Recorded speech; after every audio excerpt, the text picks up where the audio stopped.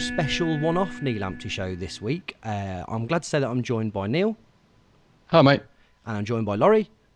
All right, mate. And I'm joined by Tom Bayliss. Hi, guys. You all right? Yeah, we're very well. How are you? Yeah, I'm good, thank you. I'm very good. You're the first, now Kieran Crowley probably won't thank us for saying this, but you're the first proper, actual, real-life guest that we've had, Tom. Does that make you feel special? Yeah, I feel privileged. I've listened to some of your stuff, so... Have you really? Yeah, I have listened to a few bits. Oh, very my. Good reports, so... Oh, in the Jesus, show there, right, guys. okay. That's Yeah. it. It's Pete. Because we've always laughed before, because Neil, you've on nights out in Leamington have said that you've tried to sort of tout it around if you've seen people like Jordan Shipley around, but you've always felt like it's been unsuccessful. We never thought that anybody would have listened.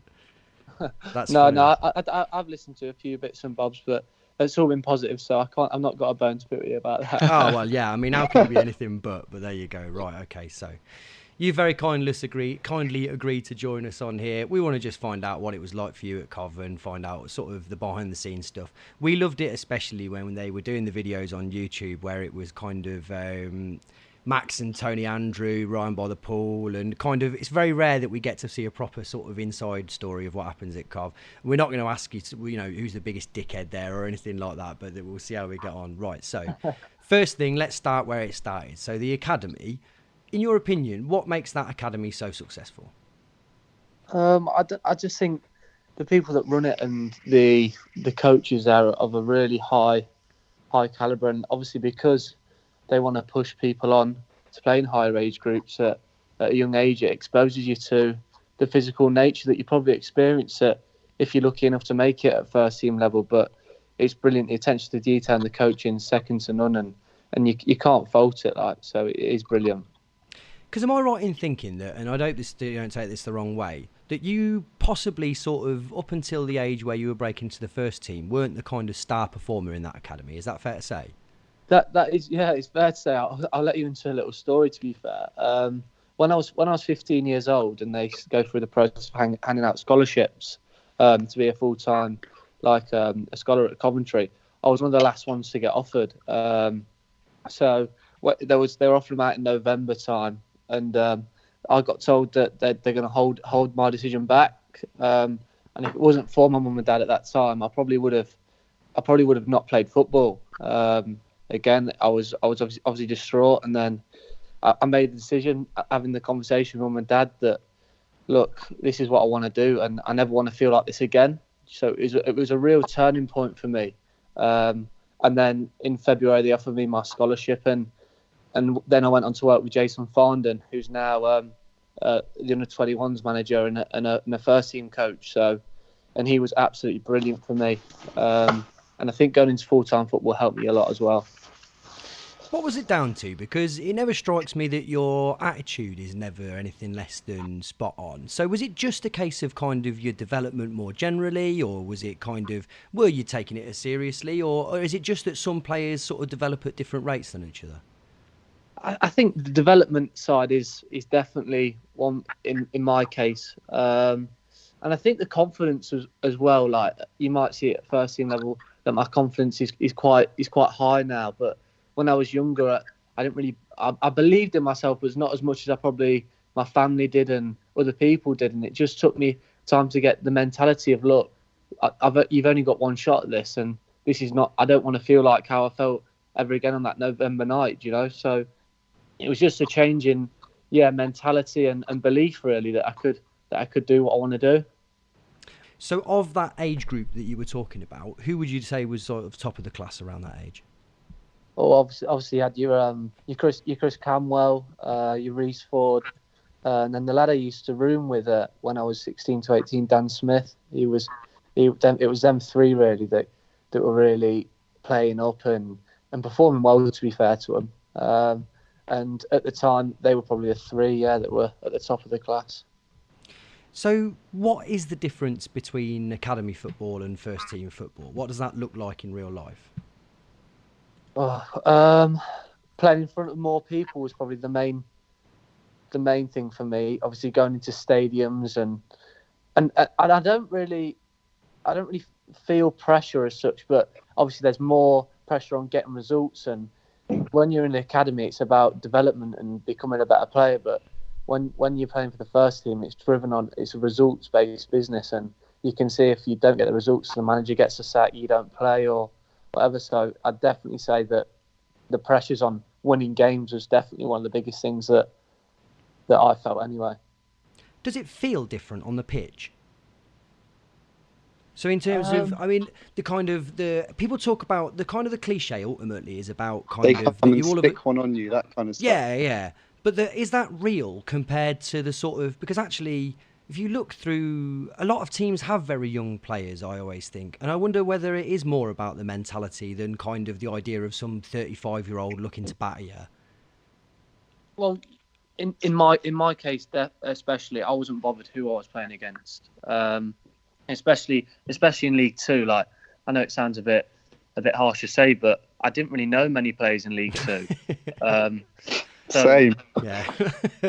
So for me, it was like, you've got to go on and do your stuff, and if they get the better of you, they get the better of you. But 9 times out of 10, we were good in League Two, and we had a really good team as well. So that helped me settle in as well, I suppose.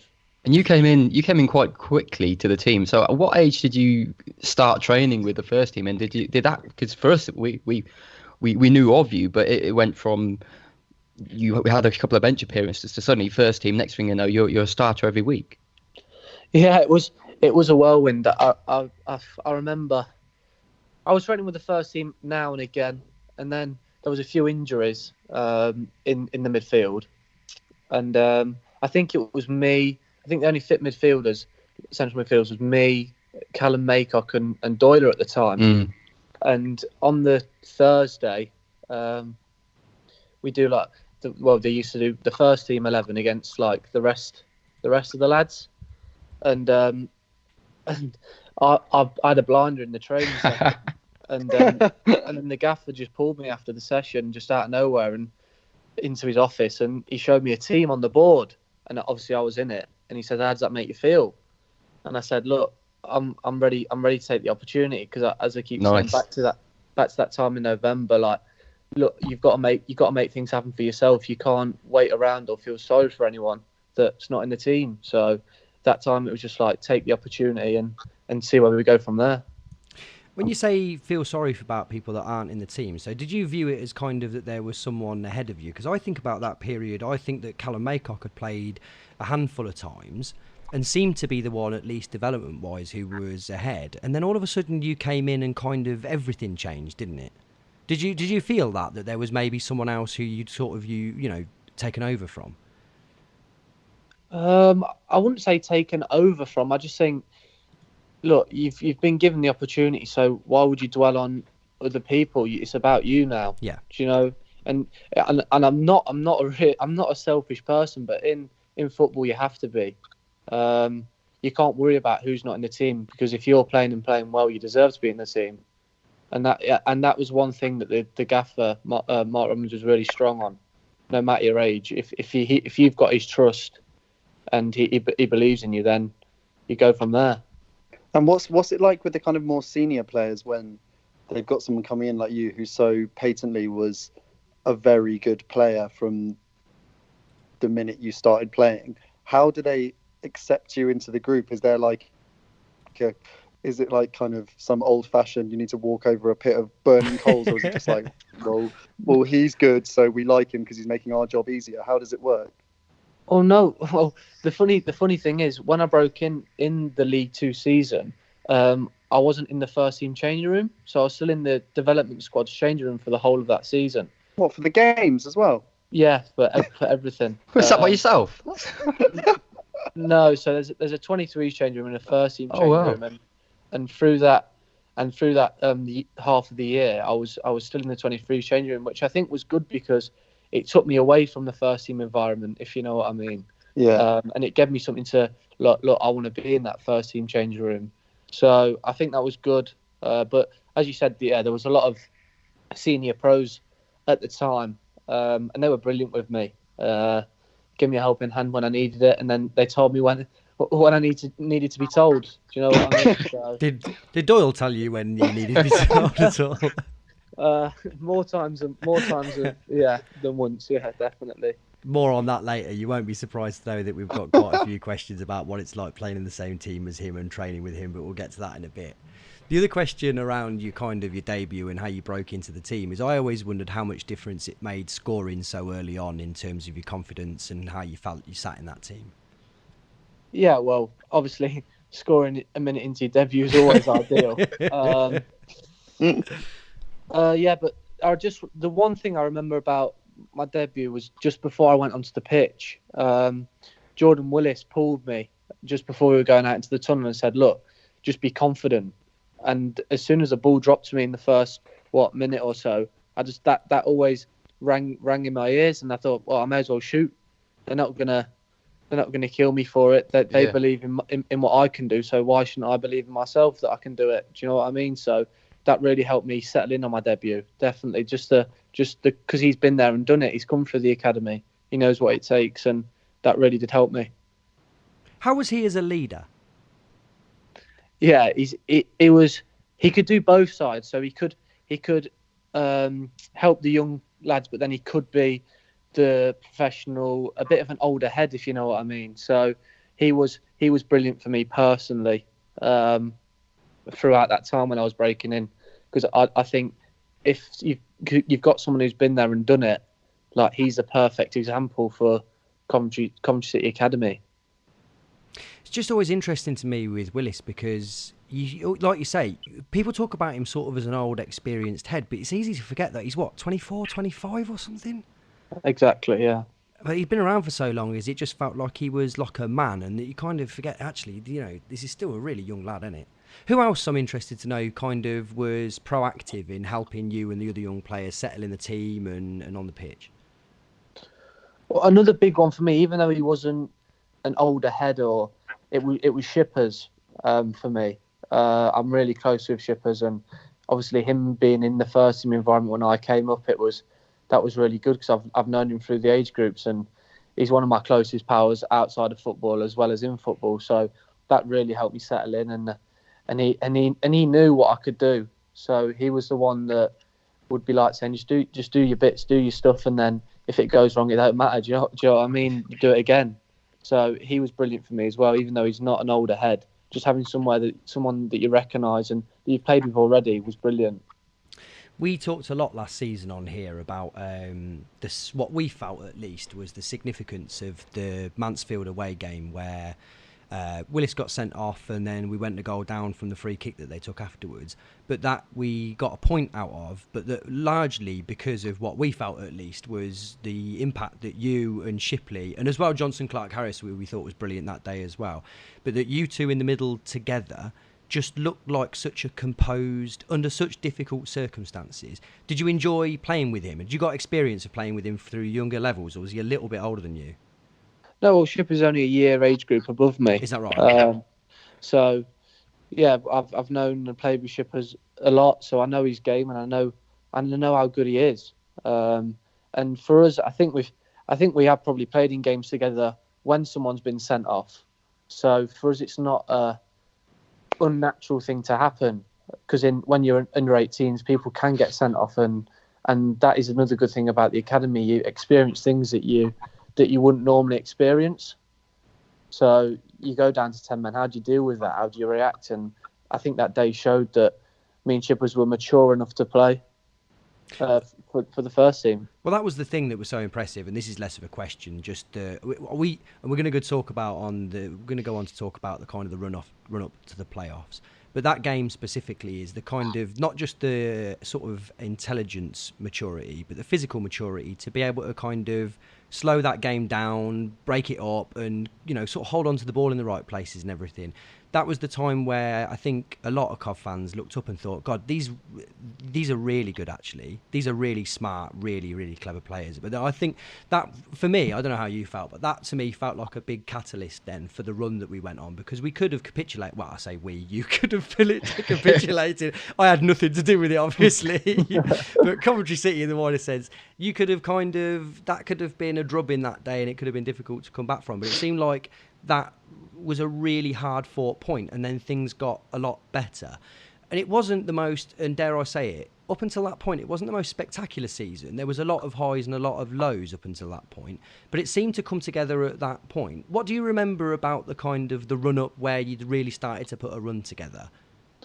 Well, as you said, the Mansfield game, for the players as well in the change room after, we thought, well, we can do something in this league. Because I think Mansfield were in the top. Were they in the top three, or were they above? They were certainly, yeah. At that point, they were absolutely around the same place as we were, weren't they? Yeah. So I think at that time it gave us a boost and the confidence that we needed. We knew we had a good squad. We knew we did. But I think that game, as you said, for the fans, it felt exactly the same as it did in the change room at full time. 100%. That was definitely a turning point, I think. Were there other games in that run, or were there anything else about? Because we felt like there was a settled team that involved the kind of the midfield of Shipley, Kelly Doyle, and you, and that we had kind of Kyle Reid coming on and making a difference when he'd come on at sort of the hour mark. There seemed to be like a really settled rhythm. Was it easier playing in a settled team? I know that sounds like a stupid question, but how much easier is it playing in a settled team like that? Oh, yeah. For any player, I think that plays will know that playing in a team that's quite consistent is easy because you know what everyone else can do around you and you know what their role is. It's like a better oiled machine. Do you know what I mean? When you've got people around you that you know what they'll do and you know where you should be and where you shouldn't be. So yeah, it is obviously much easier playing in a team that's got consistency in the selection. I'd say definitely. Do you feel like when teams are rotated largely due to tiredness that it's worth the rotation, or do you sometimes feel like players can play through it? I know it's probably individual, tailored to particular circumstances, but I think from the stands, certainly me, I don't know about you, Phil, Neil and Laurie, sometimes when there's like a lot of team tinkering, you do wonder how much of an adverse effect it's having compared to actually having a player on the pitch who might just be a bit tired. But you'll know as a professional, what does that look like? Well, I think the gaffer was a strong believer of your professional football. You should be able to play 3 games in a week. Do you know what I mean? So, and if it means you are tired playing, give it all for your 60 minutes and then you can come off, and then I'll bring some fresh legs on. But I think he always was wanting to start with his team that was winning games. So and success only breeds success. And if you want to carry on winning games, personally I don't see the point in changing it. But I don't think the gaffer did really towards the end of the season because he knew that we were winning games and there was consistency. So I guess in a way, I mean, that's kind of how you found yourself on the right-hand side of the midfield, because on the face of it, you're clearly a central midfielder, and yet you were doing such a good job on the right-hand side, and we didn't want to change that dynamic. You continued there till the end of the season. I mean, how did you find it? Was that a kind of an easy adjustment just because we were winning? Well, I'll always say that my preferred position is in the middle of the pitch, but yeah. I think me and Shippers on that right-hand side that are predominantly both central midfielders, it allowed us to tuck in off the wings and plays like inside number 10s really, and just be creative for the strikers we had. Like you've got Sparky, obviously Jono as well, playing off Jono, where you can make the inside wings, and then you just had Doyle and Kells behind you that let us go and do our stuff. So for me, it wasn't a massive issue because obviously I got the ball in high positions where I can hurt people, and me and Shippers were scoring goals, getting assists, and then obviously that breeds confidence as well. Even if you're not playing your position, if you're doing well there and getting goals and whatsoever, then you're gonna want to carry on playing there. If a manager turned around and asked you, Tom, exactly how you wanted to fit into a team, so in any formation, in any kind of position, where would you say that you'd like to fit in? If they were going to build a team around you, how would you like to operate? That's a good question. Predominantly centrally. I think the 4-3-3 that Coventry are playing this year would probably have suited me the most. To be fair, yeah, cheers for that.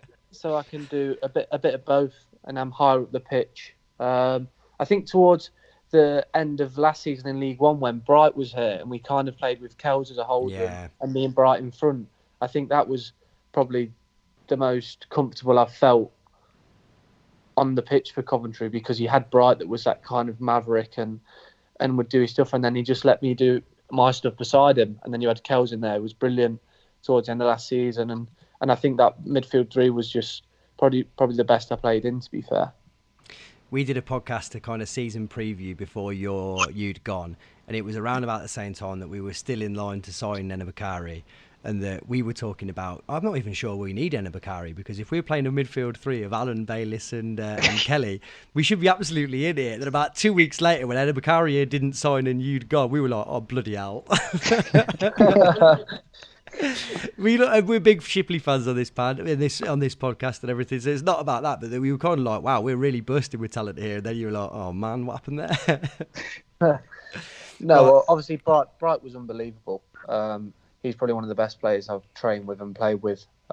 When he's on his game, like it was unbelievable. But I think, as you can see now, the strength and depth that we actually had in midfield last year, because now you've got the likes of Zane and Shippers are stepping up and they're doing really well. So, and we knew the quality we had. So if me and Bright weren't performing, we knew that there was people behind us ready to come and take the shirt.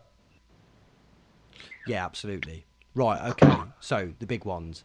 Firstly, and I think in a weird way, I don't know how you feel about this, Neil and Laurie.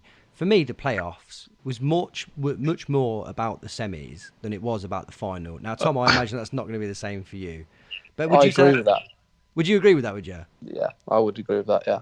The way it felt.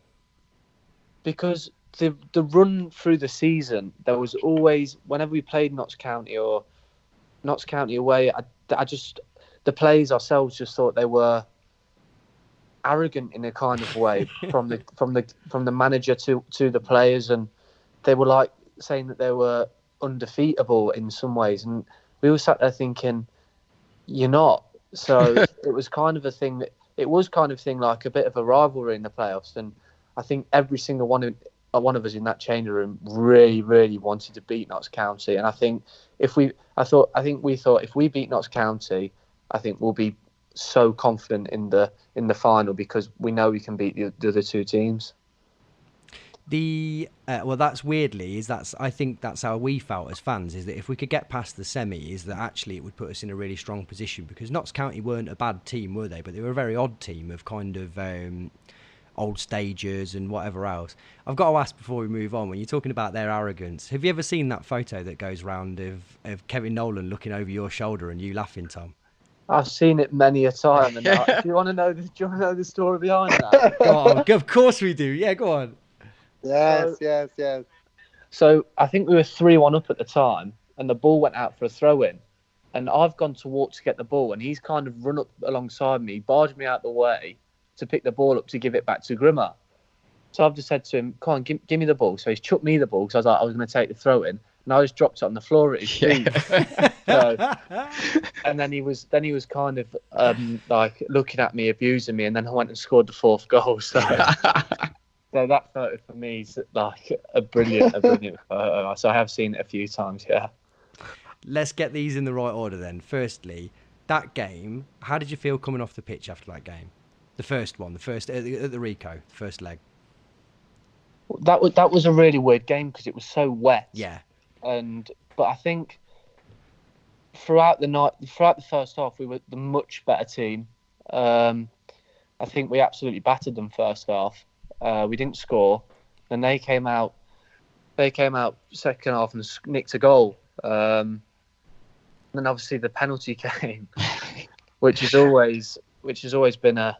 Because I've got mates that are Notts County fans back home, and they've never let that go. But just to clear it up, I never actually appealed for the penalty. No, that was why it was so funny, Tom. So he did win the ball. To be fair, the right back at the time. But But his momentum took me over. So I went down with the momentum, and the referee gave a penalty, and I just think that at the time, that call kind of changed the tie, if you know what I mean. We nicked a goal with obviously the penalty, like the last minute, and then they were kind of feeling, probably rightly so, unjust, but I think their heads were kind of a bit gone from that, and we were obviously full of confidence, and that really helped us towards. I think we felt like we could go there and get a result in the second leg. Can I ask you a question that and this is largely a bit rhetorical, but my other memory of that game, so that penalty was just incredible because, as you say, I think if they come out of that game with a 1-0 win, I think they'd have felt much more confident about defending at their place. But ultimately, like you say, the injustice swings the balance, changes the mentality. But I've got to ask, did anyone that day ask Jordan Shipley why he felt like he could dribble through 10 foot of water? You'll have to get him on and ask him that question. I had a feeling that you weren't going to answer that one yourself. But for such a player that demonstrates such intelligence at times, we were right in that corner. We were right in Singer's corner watching it. The first few times we were like, you're not going to make it through that water. All the way through the first half, it was like, you got to give the guy credit for trying. Yeah. The conditions were definitely challenging that night. Oh, it was bizarre, weren't it? We just kept saying this is going to get called off. But yeah. If that hadn't been a playoff semi-final, I reckon they might have called it. But Yeah. Then, of course, the away leg. So tell me what you remember from the away leg. I remember the team talk before the game, the first thing. And that was just like playing on the fact that they think they're going to walk us over it, because I don't think we've won there in X amount of years. And I think there was just such a determination and a belief in the players that, look, this is the one chance, like this is one game, let's leave it all out there. And I think everyone wanted to beat them so badly. And I just can't really put a finger on it why everyone wanted to beat them so badly. It was like that throughout the season, the tension just got higher and it all came to a climax in that game. And I think when we came out the tunnel and then obviously seeing the amazing away support, that for everyone was just the signature, the start of let's start fast and let's get a goal, because we knew if we get a goal, I think our stats that year, we hadn't lost if we scored first. So it was just an amazing day, and obviously to win 4-1, you couldn't have wrote it any better.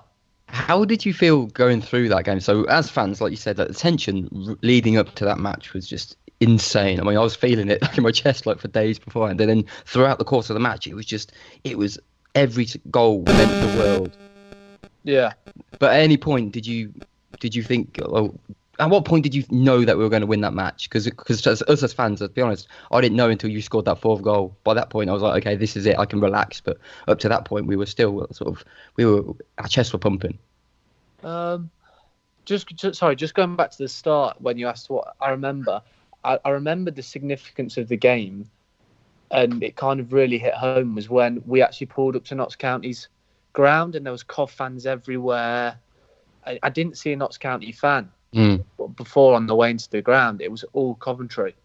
So that to me just hit home, and I thought we've got such an amazing away following. We've got to win today. Have to win today. There's no other alternative. But yeah, obviously, sorry, going back to your other question. I thought, to be fair, it's the same as what you say. I knew we were going to win the game after I scored the goal. But 2-0 up felt comfortable, and then they nicked one before half time. But I think in the changing room, it was at half time, it was calm. There wasn't any mixed messages or anything like that. Because the changing rooms in Notts County are horrible, absolutely tiny. You can't see the manager when he does the team talk. So we all went into the showers. So we were all in the showers for the team talk at half time, and it was just like. And then the gaffer said his bits, AD said his bits, and Doyle had got us all in a huddle, and it was just like. And he said to me, "Look, you're going to win us this game." And then obviously I scored the goal that made it 4-1, and it was just a brilliant feeling. There's a sort of a perception of Doyle around most Cov fans, and I guess there's a kind of an idea that a captain of a team might go around telling everybody you're going to be the guy that wins the game.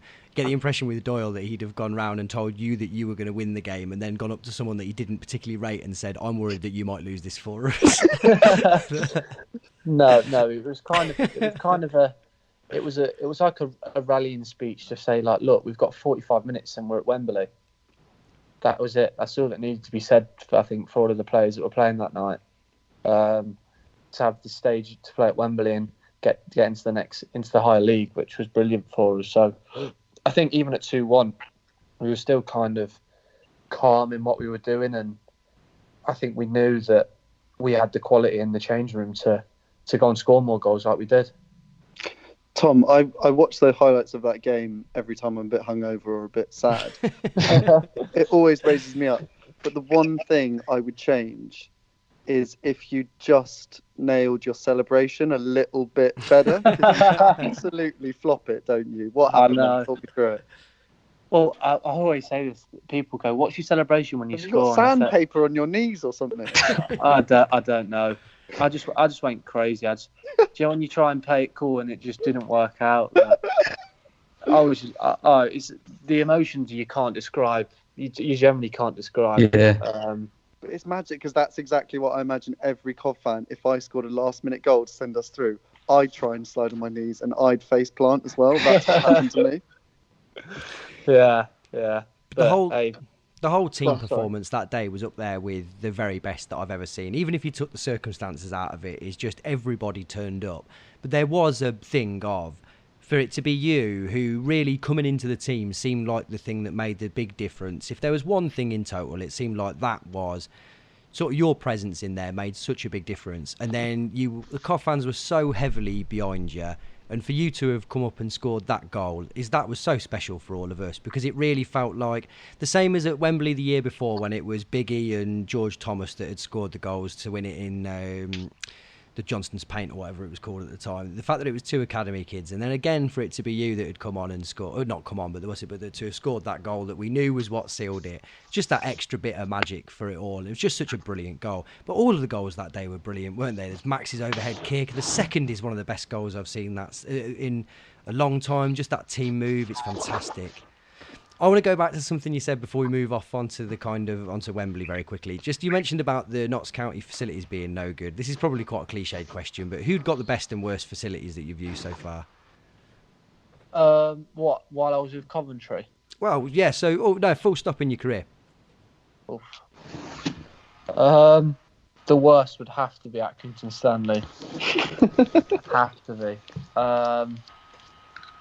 I'm trying to think League Two, because Aki were in League One when I went there and played. League Two, I'd generally just have to go stick with Aki.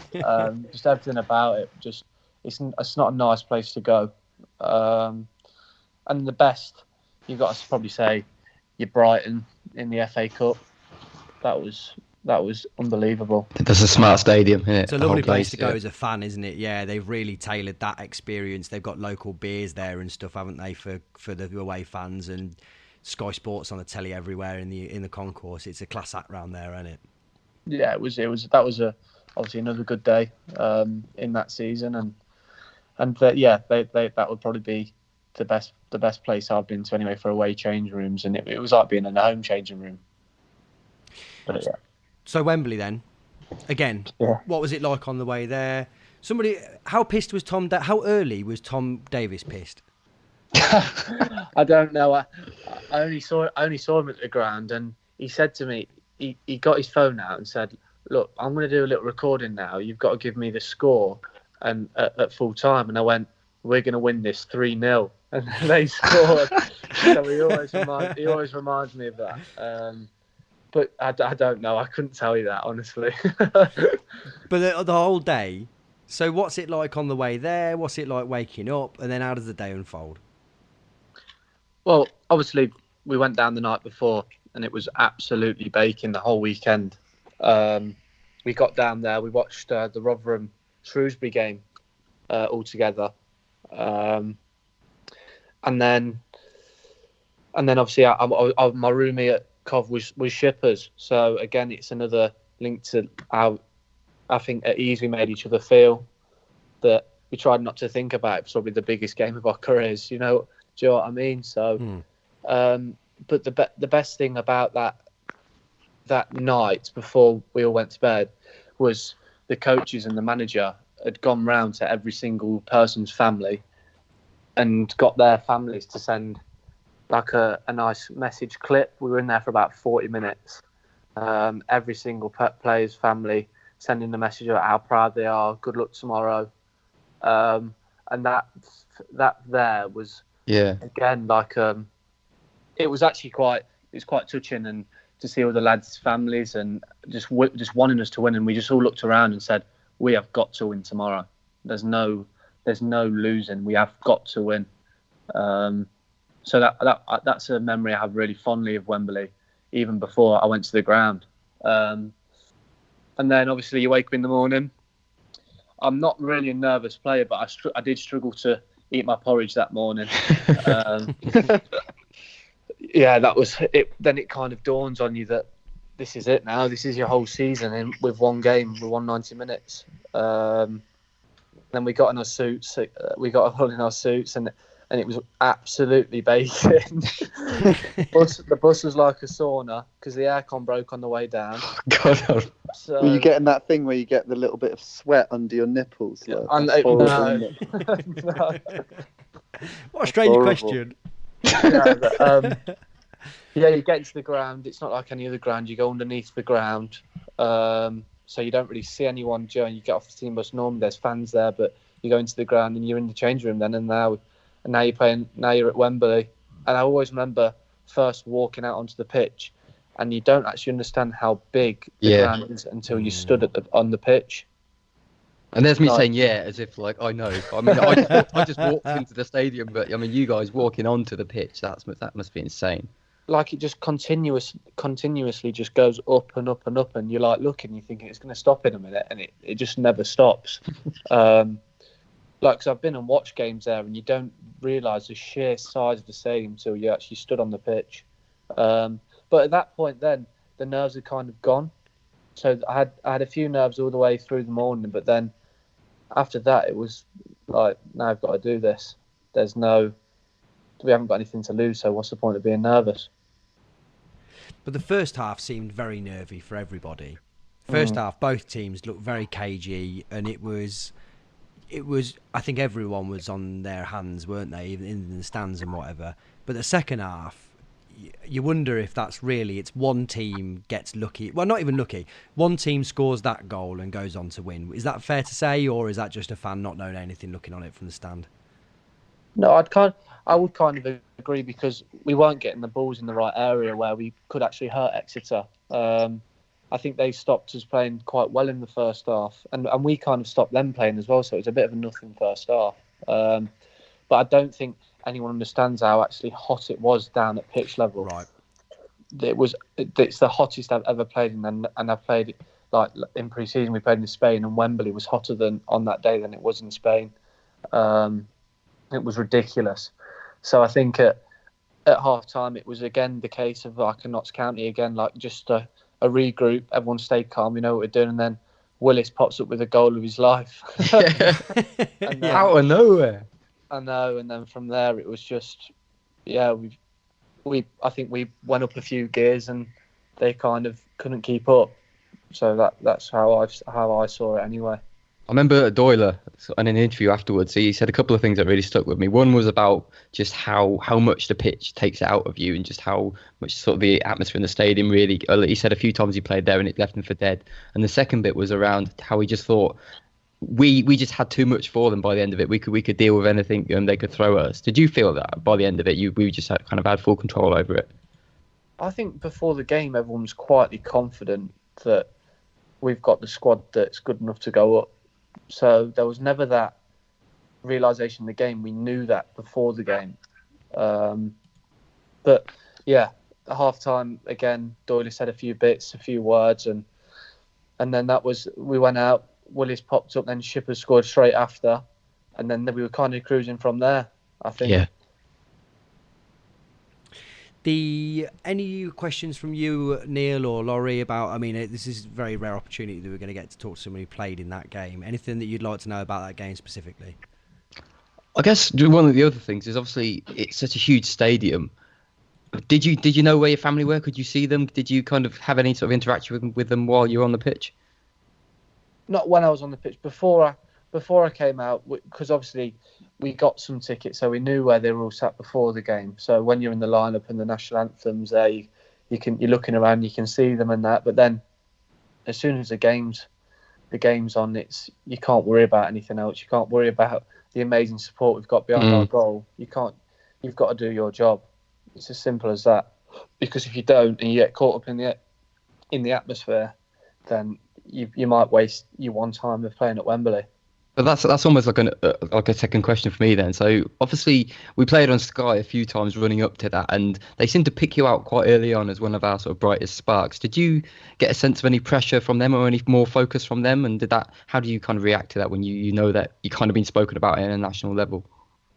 I tried to stay off social media for the leading up to the game, because obviously there was so much coming through, like good luck and stuff like that. But I think, as I said, if you get caught up in it, then it's only going to affect your own performance, and that was massive for me. So I think that it's lovely to have people that are going to say nice things about you, but I don't care if they're saying bad things about me. As long as we went up that day, I couldn't care less.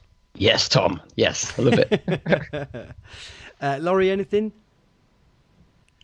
I mean, the only thing I can think of that's super cliche, but like when you come out in your first season as a professional footballer in front of 40,000 of your home fans at Wembley, for that, I know you've been on the pitch and it's been empty and stuff, and we've got so many more fans than Exeter. What does that feel like? Because Tom, I'd give anything to experience as with everyone listening to this. What does that feel like? Again, it's like it's another Notts County moment. It's so hard to put into words. Just talking about it now, it gives me like the shivers and stuff. How amazing it was. I think coming out onto the pitch was obviously the time you realised that how I knew the club was massive, but so you realise, you look around and think this is a massive, massive club. It was just simply one of them things that I'll never ever forget. And I think the main thing that stuck with me, my dad texted me before the game and said, "Look, you might only ever get one chance to play at Wembley. Just make sure you're on the winning side." Fucking hell, no pressure. Yeah. No, but it's not the pressure thing, but like it's just like, come on, you've come so far. This has been a whirlwind 6-7 months. Now let's make it into an amazing 6 months. It's mad What to a think year. of it. What a Mad year, to think of it being such a short space of time. It's mind-boggling, isn't it? Okay, right. So next then, I guess, and I wonder how this compares as a kind of thing to go on to, but it was that summer, presumably, that you went to the England under-19s. Is that right? Yes. Yeah, that's correct. How did that experience feel? How did that differ to sort of playing club football? It was obviously it's always it's an honour getting noticed by England and the national team. It was a real honour and privilege that someone's recognising like a lad playing in League Two. Do you know what I mean? Like, because were you the only player outside of the Prem that was in there? I think there was a few lads in the Championship, but okay. none that had played more than 5 games in the Football League or made 5 appearances. So again, it is a little bit like going back to academy football, if that makes sense, where it's more about player development and stuff like that, when I've just come from a place where you need to win to get out of the league. So that was different, but obviously the standard of players was really, really high. But I felt good there. I felt comfortable at the level, and it was like another experience I will never forget. Obviously, going abroad and representing your country, like you can't think of anything better, to be fair. Was there politics in that group in terms of, like, as Joey said, like people come from higher clubs and stuff? Was there a bit of like Mean Girls, Regina George kind of like, I'm doing this, my boots cost £1 million, that kind of stuff, or is like everyone kind of quite safe? No, the lads are brilliant, but I would say if you've already been in the England setup, you're more likely to play. Yeah. But then I got my chance. I made a few appearances, and I was proud of what I did in them appearances. So was Sterling in that squad as well? Yeah, he was, and obviously that was brilliant for me because obviously I knew Dougie, so I roomed with Dougie. Usually, we should have picked up on that nickname. Yeah. yeah. Duge was brilliant. So yeah, that was just another bonus for me. Obviously going away with him, and he helped me settle in well as well. The other question about that summer, and it's one that you might not care to answer, but could you have left that summer? Not that there was no interest. Well, I don't know. There might have been interest, but to be fair, I try and stay out of all that stuff. Because the thing is, if you listen to what everyone's got to say, then it just takes away from your football.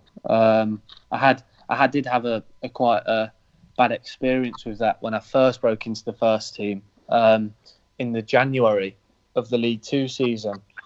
A club came in and bidded for me, and Coventry rejected it, and I listened too much to what other people were saying in it, and I did find I was only 18. I've never experienced anything like it, and I found that it did affect me for 2 or 3 games, and I've learned from that, and now I just leave everything to whoever's dealing with it, because you haven't got time to let your head be somewhere else when you need to be playing well to stay in the team. How tough is it making them decisions? Because we've seen lots of players and kind of lots of different experiences for different people, but largely it seems like the experience of, now bear in mind we're not saying this about yours specifically, because I think if you'd have gone that summer, I think a lot of Cov fans would have found it quite difficult to take.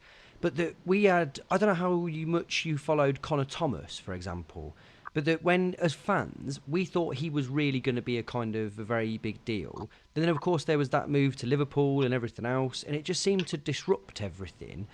But actually, you got the sort of games under your belt where it felt like when you moved, it felt like it was the right time. Did you feel like you wanted to, if you could have left at the end of that season for a really big club, would you have pushed for it, or?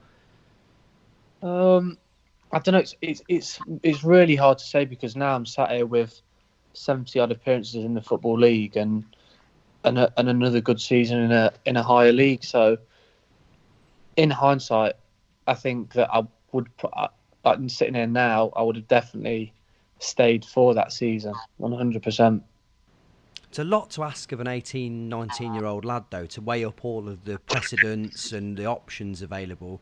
Because as fans, it's easy because you're a 35-year-old, no-oper, to look at kind of the Dele Allis of this world and think... I was talking about you two rather than me there, specifically. But that you look at the Dele Allis of this world and that you can see how they're kind of... it just seems to be that their experience of playing so often has made such a big difference to how they've got on. But you probably just don't realise that there's loads of other lads who have moved on and done well anyway. But it just felt like, certainly, I don't know what you two think, but it certainly felt like it was gutting to see you go. But looking at the club that you joined and the way that you did it and everything, nobody begrudged you leaving, I don't think. And that's a rare thing to say about a good player at Cov, isn't it? Yeah, I'd agree with that. I think the kind of club that you've gone to, the only thing I wanted for you, Tom, was I was like, I don't want Tom to go somewhere and him not to play. Newcastle and then not. Yeah, just what would the point be? I just want the world to know that you're a bloody good player and we made you who you are. And I want the world to know that. Obviously, you made you who you are too. But it would be an absolute travesty if you just went and sat on the bench and you went on loan to bloody Sunderland or something in January. That would really break my heart. But you're going to get in the first team of Preston, no worries. And that makes me so happy for you. Not for me, for you. I appreciate that. Thank you. What have you been? It's a good decision. What have you been told about? Done a good job. What have you been told about your kind of trajectory at Preston? What did they tell you on the way in? Just like come and show us what you can do. I'm really grateful for the opportunity that obviously the club and the manager's given me. But like it says, it's like you're starting all over again because you've got to break into that first team now. And when the chance comes, you've got to take it. I played a few games in the cup and I enjoyed it. I played against Hull and then and Bradford as well. So It's been good. It's just like getting used to the standard and the plays and the surroundings and settling in, and it's been really good so far. And now it's just the fact of working as hard as you possibly can to get some game under your belt. Did you notice a big difference between League One and League Two, and likewise from the minutes that you played in the Championship? Do you notice much of a difference there too? I'd say the difference is bigger from the Championship to League One, definitely. Yeah. League Two to League One wasn't really a massive difference, I would say. There's obviously bigger clubs and better players, but I think, the difference from the League One to the Championship is definitely a bigger difference, 100%. What does that actually look like? How does that feel when you're on the pitch? How does that sort of play out? Obviously, it's a bit of a cliche, but they're quicker, stronger, faster. Yeah. And they're very technically good. Like you've either got you're really physically good, quick and strong, and you're not very good technically, or you're really, really good technically, but then you might not be as good physically. There are some players like that in League One, but I think it's rare that you find something like that in League One that's got all of them attributes. But the Championship, there's every other player's like that.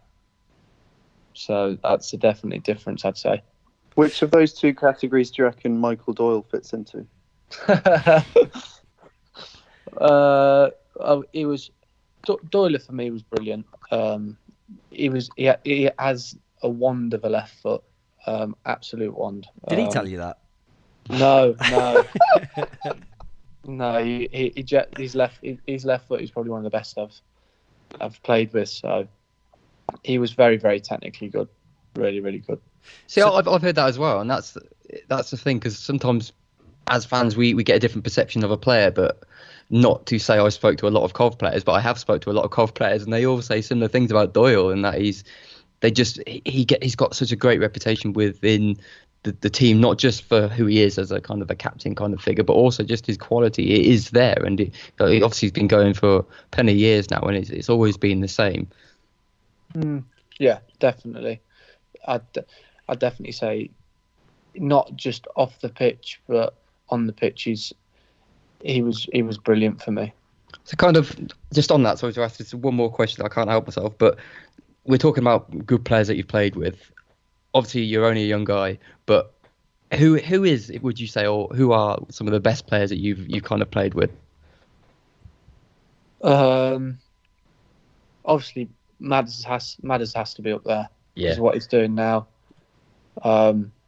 He's unbelievable, a special talent. And I speak to him now and again. He congratulate me on my move and the international call up and stuff like that. So yeah, he's got to be up there. He seems like a top lad as well. He just I don't know whether it's a social media profile or whatever, but he just seems like a really nice lad with it. Is that fair to say? Yeah. One of the nicest guys you'll meet. But definitely playing with like week in, week out, Bright has to be highly up there. I thought he might. Yeah, I thought so. But yeah, like playing with week in, week out, probably Bright, definitely. Anyone else? Obviously, my boys that I came through. So like Shippers, he's really, really good. But certainly just playing with and thinking, what, like, you are a serious player. Yeah, Bright would probably be the one for me. Right, we've got only a couple of questions left now. There's some quick ones that are probably a little bit more silly, and then some of them, or maybe two more, that I think everyone will be interested in. One, for me, so these are about personalities, really. Firstly, did you ever get to meet Jimmy McNulty?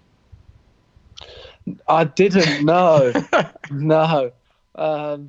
I know he's a lively character because I've seen a picture of him in Ocean Beach with the Donald twins and stuff like that. Yeah, I know. If he's anything like Sparky, I know he's absolutely bonkers.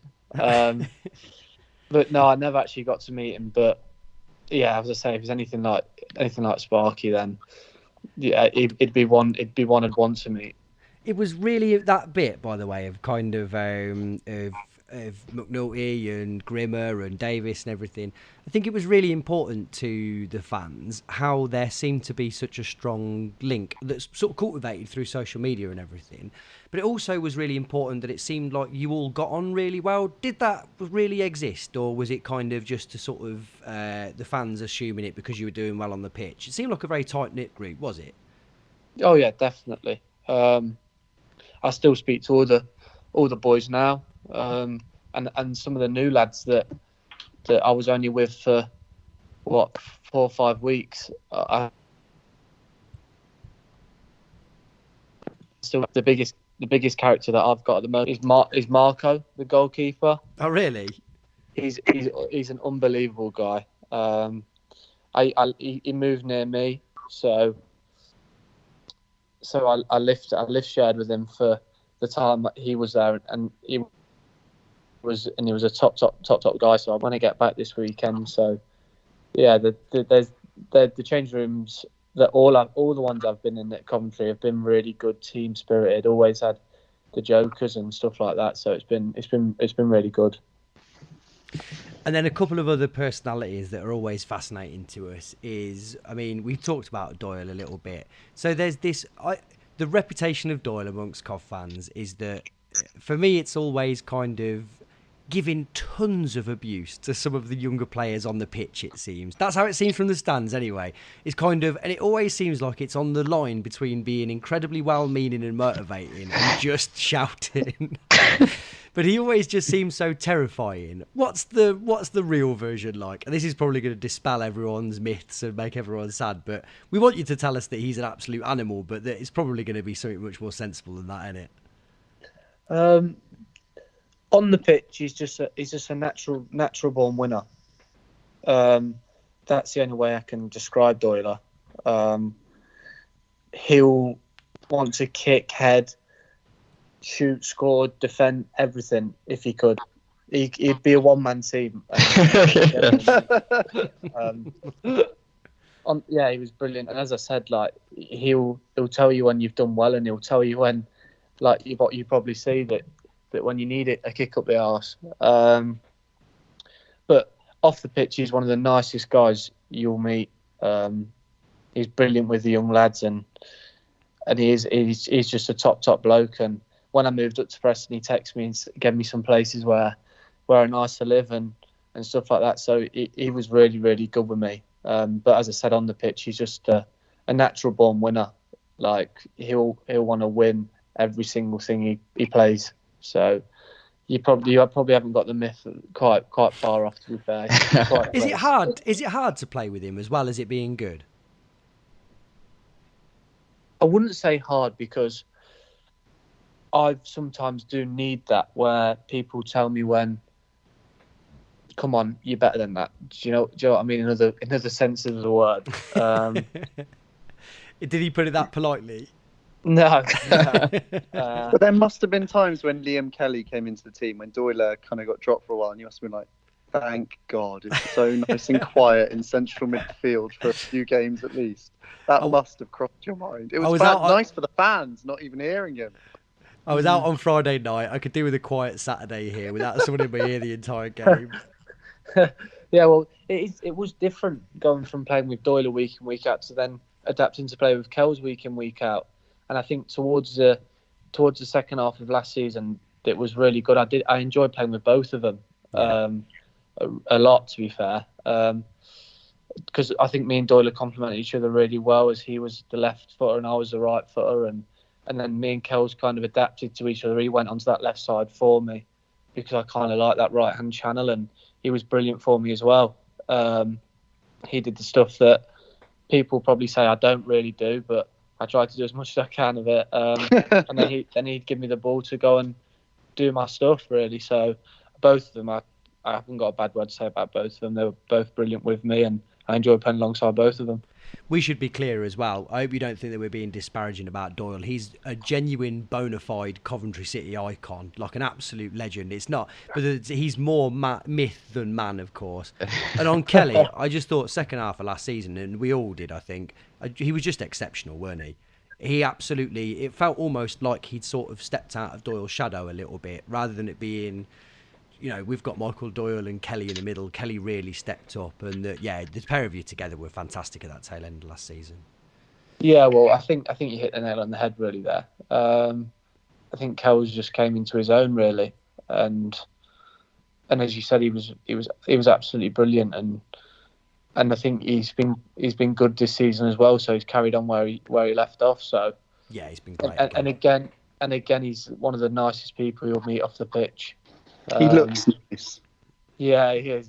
He's a lovely guy, and I think the whole change room at the moment now is just full of good lads and really good players. Anyone that was a dickhead? If you need a few suggestions, we're happy to help. No, don't be daft. I'm not saying that, but there must be. But I don't know whether it just seems unlikely that everyone's going to be dead sound. But you might not want to say. I don't want to put you in a difficult position. This is gonna sound really, really weird and strange to you, but I generally got on with everyone. To be fair, but that's good. I'm glad. That's nice, isn't it? There was no one who I thought, I don't really like you. I'm quite easygoing person, and I can get on with quite a lot of people. But there was no one that constantly pushed my buttons. So no, I generally wouldn't say anyone, to be fair. Right, 2 final things. What can you tell us about Robbins? Oof, where to start? Obviously, he was brilliant for me. He gave me that platform that he just said, he's let me play and say, go and express yourself.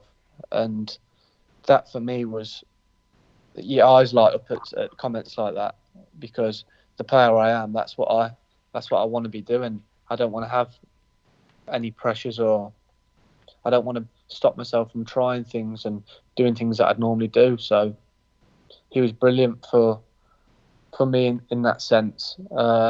He'd always talk to me and tell me when he didn't think I was doing as well as I probably should be doing. He was always pushing me to stay out longer and develop as well. So it wasn't like you're in the first team, you've made it. Like, you still need to be doing bits and bobs and extras. And I think AD as well. I've got to give AD Vivash a mention as well, and Jason Fondon. They're absolutely brilliant coaches. And the standard of coaching you get at Coventry is probably not parallel with League One. And that obviously helped me massively. So the thing is with the gaffer, he won't really say much until he needs to say something. And I quite like that. That if he's not talking to you or not saying anything to you, you know you're doing stuff right. But yeah, apart from that, he was brilliant. Is he a ruthless fella? I don't know. I wouldn't say ruthless. I just think if someone's playing well and they get injured, and someone comes in for them and plays well, then that player that initially got injured is probably not going to get back in. I think that's fair enough, isn't it? That's fair, isn't it? Yeah. Yeah, unless you're like one of the 5 or the 4 that you can't leave out week in, week out, if you know what I mean. Yeah. So, but no, I wouldn't say he's ruthless. That's not necessarily a bad thing at all. It seemed like there's been, I mean, and again, it's not for you to say necessarily, but from an outsider's point of view, there's been a lot of players over the last 2 or 3 years or whatever who have kind of come in and out, or have just gone out, where you kind of think, wow, that's a guy who will make a decision and stick to it. You just wonder whether that comes across on the training pitch, but it's probably, like I say, it's maybe not one for you to comment on. The final thing I wanted to ask you about is, and this is probably quite a bit of a self-indulgent thing, is kind of how much, I mean, it's very different, your generation of player compared to, I guess, sort of our age group generation of players. How much do you sort of get involved in kind of social media and fan opinion and whatever else? How much does it affect you on the pitch? How much does it sort of pervade into your general life? I try to stay off it as much as possible, but I think there's always going to be someone that's got something negative to say about you. That's a nature of life. You get tagged in stuff sometimes that isn't particularly nice after games and stuff like that. But I don't think you can let that affect you, to be fair. And there's obviously stuff like the newspapers, like the Coventry Telegraph sometimes don't have nice things to say about you, this, that and the other. But I just don't think you can get involved in that sort of stuff, because as soon as you do, it will affect you. I try to be as nice as possible on social media. I try to say my stuff when it needs to be said. But apart from that, then I try to stay off it, because 9 times out of 10, there's always, if you go looking for something that you don't really want to see, you'll find it. If that makes sense. Yeah. Is it tempting? Is it tempting though sometimes to like, because you know Mathers recently he's a bit he jumps back quite a bit now. He's got a lot of confidence. He says what he likes to people. Chip at Piers Morgan, didn't he? He did have a little go, didn't he? And you sort of think, do you think one of these days I'm just gonna stop tagging me in this? I'm gonna say something to you, or are you total pro? Well, you see it and you have a laugh. You laugh to yourself, because sometimes it's people that you don't really have a clue. If you know what I mean? Yeah. But no, I just think if you bite back at some people, sometimes you're giving them exactly what they came for. Yeah.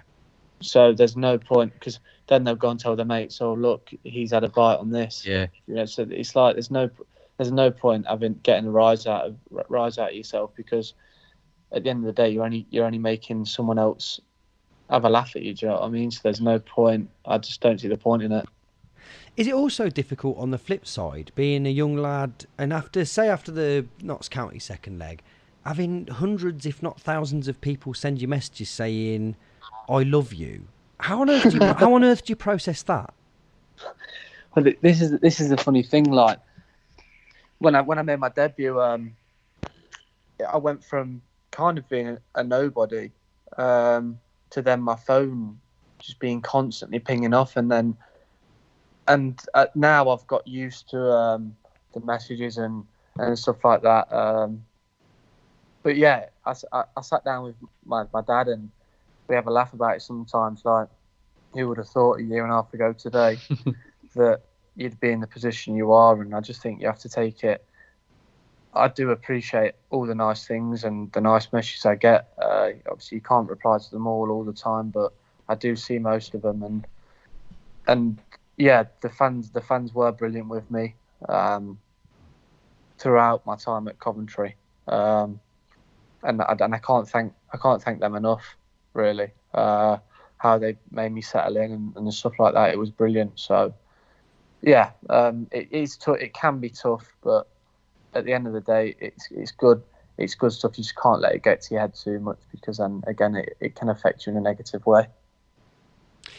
And the very final thing I wanted to ask before passing it over to Neil or Laurie for final thoughts is, you said that you listen to the podcast or little bits of it or whatever, and that Neil does a blog and Laurie is the Lonely Season and does a blog talking about games.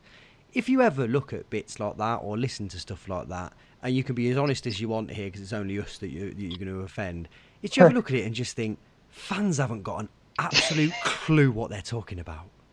No, there is one that I've seen. I don't know who it is that they do. They do a preview of every game? Sideways Sammy. Yeah. And he seemed to get the team spot on every single time. It's like I'm inside. So he was meant to be with us tonight, Tom, as it happens. I thought you were going to say he was absolutely clueless for a second. No. Yeah, he was meant to be joining us tonight, but he was unable. Well, he didn't make it tonight. Yeah, it's like he had an inside informant inside the team. I'd have a quick look at see what team he's. Oh, he's got the right team again.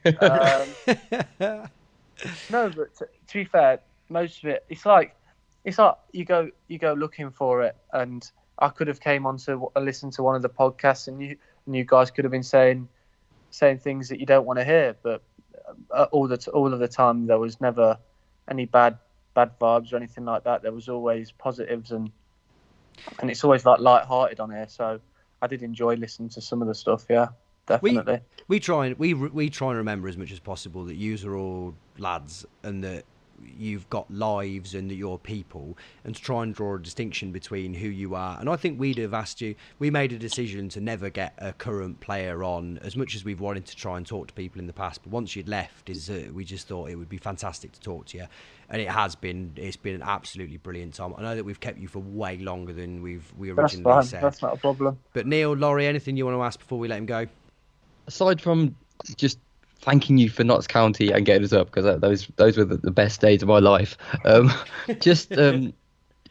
It's quite a big question, but do you kind of set yourself goals? Have you got any goals? Obviously now you've moved yourself, you're up into the Championship, but you're still really young and you're still growing and developing as a footballer. What do you set goals? Have you got any?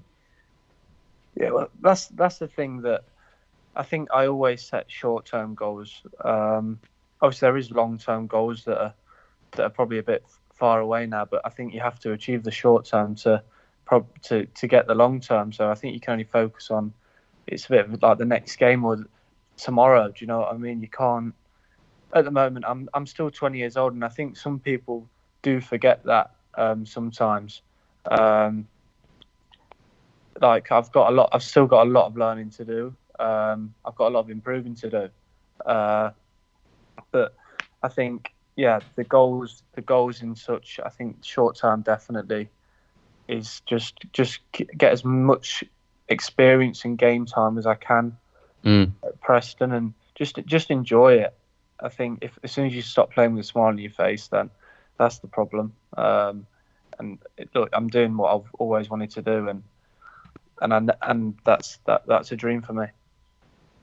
Fantastic. Laurie, anything from you? No more questions, mate. Just congratulations on the move, and thanks so much for everything you gave us in that what seems like a very short time now. But yeah, thank you so much. Not a problem. I've enjoyed it. Yeah, it's mad thinking about how really it's the first time that it's put it into perspective, how from your point of view, how short a time period that was. Because for us, it's just the season, and the context of it is that from August through to May, there's a load of games that are played and people come in and out and it's different people and whatever else. But for you, you're one 18-year-old lad, and it's 1 6-month period where you go from being, you know, a youth team player to being in the England under-19s with, you know, a Wembley appearance and everything, and your head must have just blown off your shoulders. But one, you just seem to be so decent all the way through it. Secondly, you gave us memories that we'll never forget. And three, you just seem like such a top lad. So we just wanted to say, one, thank you for everything that you did while you were at Cov. Two, thank you for coming on and talking to us tonight. Not a problem. I've enjoyed it. And I wish you all the best for the season. I'll try and get a listen into whatever you're talking about. So, yeah, thank you. And I've enjoyed telling a bit of my story. Brilliant. Thanks, Tom. Cheers, boys. See you later. Thanks a lot. Bye.